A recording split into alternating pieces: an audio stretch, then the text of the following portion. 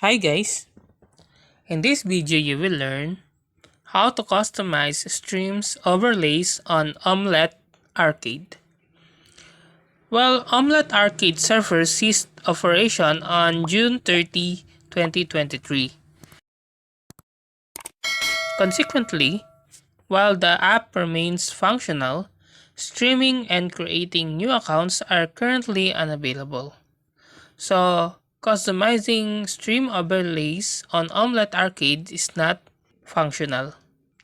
However, in the event of a reopening, here's a guide on customizing stream overlays.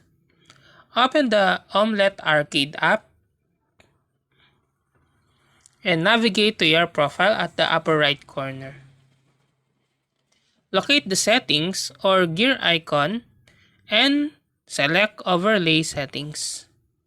Explore the available overlay styles and pick one that suits your content and preferences.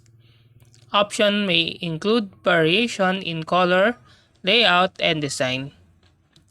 Customize the overlay size and position by dragging or resizing elements on the screen. Ensure that it complements your stream content without obstructing crucial information.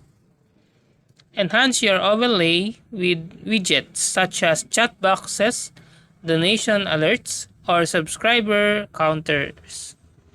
Incorporate these elements to engage with your audience. Then, save changes.